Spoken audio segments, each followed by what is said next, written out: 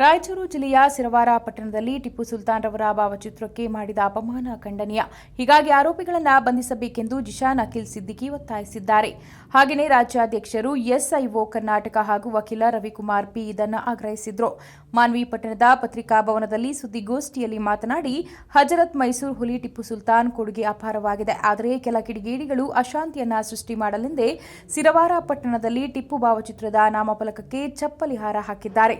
Police ಇಲಾಖೆಯವರು ಕೂಡಲೇ ಆರೋಪಿಗಳನ್ನು ಬಂಧಿಸಿ ಶಿಕ್ಷೆಗೆ ಒಳಪಡಿಸಬೇಕೆಂದು ಹೇಳಿದರು. ತಮಗೆಲ್ಲರಿಗೂ ಗೊತ್ತಿರುವ ಹಾಗೆ ಒಂದೆರಡು ದಿನಗಳ ಹಿಂದೆ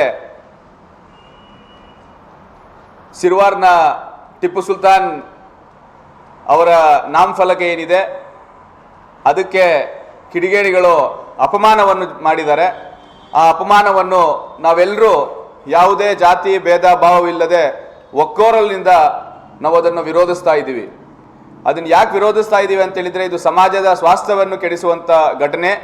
ಎಲ್ಲರೂ ಕೂಡಿ ಬಾಳುವಂಥ ತಾಲೂಕಿನಲ್ಲಿ, ಎಲ್ಲರೂ ಕೂಡಿ ಬಾಳುವಂಥ ಜಿಲ್ಲೆಯಲ್ಲಿ, ರಾಜ್ಯದಲ್ಲಿ ಇದು ಸಮುದಾಯಗಳ ಮಧ್ಯೆ ಒಬ್ಬರ ಒಂದು ಭಾವನೆಗಳೇನಿದೆ ಅದಕ್ಕೆ ಇದು ಈ ಕೃತ್ಯ ಏನಿದೆ ಅದು ಧಕ್ಕೆ ತರುವಂಥದ್ದು. ಈ ಥರದ ಯಾವುದೇ ಸಮುದಾಯದ ಭಾವನೆಗಳಿಗೆ ಧಕ್ಕೆ ತರುವಂಥದ್ದು ಸರಿಯಲ್ಲ.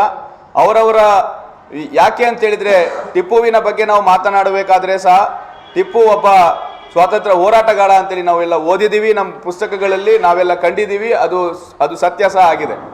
ಸೊ ಇಂಥ ಒಂದು ಸಮಯದಲ್ಲಿ ಈ ಥರದ ಕೃತ್ಯವನ್ನು ಮಾಡಿ ಚುನಾವಣೆಗಳಿರುವಾಗ ಇಂತಹ ಕೃತ್ಯಗಳು ಮರುಕಳಿಸ್ತಾ ಇರುವಂಥದ್ದು ಹಲವಾರು ಸಂಶಯಗಳಿಗೆ ಈಡು ಮಾಡಿ ಕೊಡ್ತದೆ. ಬಹುಶಃ ಅವರ ಇತಿಹಾಸ ಗೊತ್ತಿಲ್ಲ ಅಂತಂದರೆ ಕೇಳಿದ್ರೆ ಹೇಳ್ಬೋದು ಯುವಕರು. ಆದರೆ ಈ ರೀತಿ ಅಪಮಾನ ಮಾಡುವಂಥದ್ದು, ಅವಮಾನ ಮಾಡುವಂಥದ್ದು ಪ್ರಜ್ಞಾವಂತ ಯುವ ಸಮುದಾಯದನ್ನು ಮತ್ತೊಮ್ಮೆ ನಾವು ತೀವ್ರವಾಗಿ ಖಂಡಿಸ್ತೇವೆ. ಯಾಕಂತ ಹೇಳಿದ್ರೆ, ಟಿಪ್ಪು ಸುಲ್ತಾನರು ಒಬ್ಬ ದೇಶಪ್ರೇಮಿ, ನಾಡಪ್ರೇಮಿ, ಕನ್ನಡ ಪ್ರೇಮಿ. ಈ ಕೋಮು ಸೌಹಾರ್ದತೆಯನ್ನು ಮತ್ತು ಸಾಮರಸ್ಯವನ್ನು ಕಟ್ಟಲಿಕ್ಕೆ ಅನೇಕ ರೀತಿಯ ಕಾರ್ಯಕ್ರಮಗಳನ್ನು ಜಾರಿಗೆ ತರುವ ಮೂಲಕ ಅದನ್ನು ಉಳಿಸುವಂಥ ಮತ್ತು ಬೆಳೆಸುವಂಥ ಪ್ರಾಮಾಣಿಕ ಕೆಲಸವನ್ನು ಮೈಸೂರಿನಲ್ಲಿ ಹಜರತ್ ಟಿಪ್ಪು ಸುಲ್ತಾನ್ರವರು ಮಾಡಿದ್ದಾರೆ. ಒಂದೆರಡು ಉದಾಹರಣೆಗಳನ್ನು ಹೇಳ್ತೀನಿ. ಅವರ ಆಡಳಿತದ ಸಂದರ್ಭದಲ್ಲಿ ಇವತ್ತು ಇಡೀ ದೇಶದಲ್ಲಿ ಈ ನೆಲದಲ್ಲಿ ಯಾರೂ ಕೂಡ ಮದ್ಯಪಾನವನ್ನು ನಿಷೇಧ ಮಾಡಲಿಲ್ಲ. ಆದರೆ ಮೈಸೂರಿನಲ್ಲಿ ಹಜರತ್ ಟಿಪ್ಪು ಸುಲ್ತಾನ್ರವರು ಮದ್ಯಪಾನವನ್ನು ನಿಷೇಧ ಮಾಡುವ ಮೂಲಕ ಒಂದು ಆರೋಗ್ಯಪೂರ್ಣವಾಗಿರ್ತಕ್ಕಂಥ ಸಮಾಜವನ್ನು ಕಟ್ಟಲಿಕ್ಕೆ ಪ್ರಯತ್ನವನ್ನು ಮಾಡಿರ್ತಕ್ಕಂಥದ್ದು. ಅದೇ ರೀತಿಯಾಗಿ ಈ ನೆಲದಲ್ಲಿ 240 ವರ್ಷಗಳ ಹಿಂದೆಯೇ ಹೂಳುವವನೇ ಭೂಕ ಒಡೆಯ ಕಾಯ್ದೆಯನ್ನು ಈ ನೆಲದಲ್ಲಿ ಮೊಟ್ಟ ಮೊದಲು ಜಾರಿಗೆ ತಂದಿರತಕ್ಕಂಥ ಒಬ್ಬ ಉತ್ತಮ ಆಡಳಿತಗಾರ ಟಿಪ್ಪು ಸುಲ್ತಾನ್ರವರು. ಅದೇ ರೀತಿಯಾಗಿ ತಮಗೆಲ್ಲರೂ ಗೊತ್ತಿರುವಂತೆ 3ನೇ ಆಂಗ್ಲೋ ಮೈಸೂರು ಯುದ್ಧ ಮುಗಿದ ಮೇಲೆ ಈ ನೆಲದಲ್ಲಿ ಯಾರಾದರೂ ಒಬ್ಬ ಉತ್ತಮ ಆಡಳಿತಗಾರ ತನ್ನ ಮಕ್ಕಳನ್ನು 8 ವರ್ಷದ ಅಬ್ದುಲ್ ಕಾಲಿಬ್, 5 ವರ್ಷದ ಮುಜಾವುದ್ದೀನ್ ಅನ್ನುವಂಥ ಈ ಇಬ್ಬರು ತನ್ನ ರಕ್ತವನ್ನು ಹಂಚಿಕೊಂಡಿರ್ತಕ್ಕಂಥ ಆ ಇಬ್ಬರು ಮುದ್ದು ಕಂದಮ್ಮಗಳನ್ನು ಒತ್ತೆ ಇಡುವ ಮೂಲಕ ಈ ದೇಶವನ್ನು ರಕ್ಷಣೆ ಮಾಡಿರ್ತಕ್ಕಂಥ ಅಪ್ಪಟ ನಿಜವಾದ ದೇಶಪ್ರೇಮಿ ಅಂತ ಹೇಳಿದ್ರೆ ಅದು ಮೈಸೂರಿನ ಟಿಪ್ಪು ಸುಲ್ತಾನ್ರವರು. ಅದೇ ರೀತಿ ಒಬ್ಬ ಪರಧರ್ಮ ಸಹಿಷ್ಣುನಾಗಿ ಅನೇಕ ದೇವಾಲಯಗಳಿಗೆ ತನ್ನದೇ ಆಗಿರ್ತಕ್ಕಂಥ ಆ ದೇಣಿಗೆಯನ್ನು, ದತ್ತಿಯನ್ನು ಕೊಡುವ ಮೂಲಕ ಈ ಸಮಾಜದಲ್ಲಿ ಕೋಮು ಸೌಹಾರ್ದತೆಯನ್ನು, ಪರಧರ್ಮ ಸಹಿಷ್ಣು ನೀತಿಯನ್ನು ಅನುಸರಿಸುವ ಮೂಲಕ ಈ ಸಮಾಜದಲ್ಲಿ ಉತ್ತಮ ಆರೋಗ್ಯವಂತ ಸಮಾಜವನ್ನು ನಿರ್ಮಾಣ ಮಾಡಲಿಕ್ಕೆ ಪ್ರಾಮಾಣಿಕ ಪ್ರಯತ್ನವನ್ನು ಮಾಡಿರ್ತಕ್ಕಂಥದ್ದು ಟಿಪ್ಪು ಸುಲ್ತಾನ್ರವರು.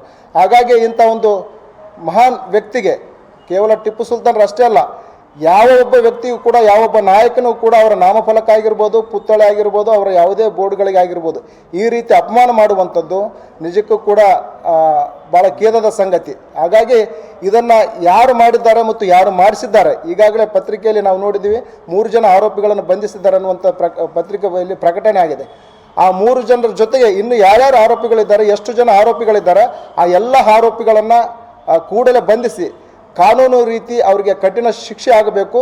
ಮುಂದೊಂದು ದಿನ ಇಂಥ ಒಂದು ಘಟನೆಗಳು ಯಾವೊಬ್ಬ ನಾಯಕನ ಪುತ್ಥಳಿ ಆಗಿರ್ಬೋದು, ನಾಮಫಲಕಗಳ ಮೇಲೆ ಆಗಿರ್ಬೋದು, ಯಾವುದೇ ಸ್ಥಳಗಳಲ್ಲಿ ಈ ರೀತಿ ಘಟನೆಗಳಾಗದಂತೆ ಅದಕ್ಕೆ ಆಡಳಿತದಲ್ಲಿರ್ತಕ್ಕಂಥ ಅಧಿಕಾರಿಗಳು ಅದಕ್ಕೆ ಸೂಕ್ತ ರಕ್ಷಣೆಯನ್ನು ನೀಡುವ ಮೂಲಕ ಇಂಥ ಘಟನೆಗಳಾಗದಂತೆ ತಡೆ ಹಿಡಿಬೇಕನ್ನುವಂಥ ಒತ್ತಾಯವನ್ನು ಮಾಡೋದ್ರ ಜೊತೆಗೆ ಇನ್ನುಳಿದ ಆರೋಪಿಗಳನ್ನು ಬಂಧಿಸಬೇಕು.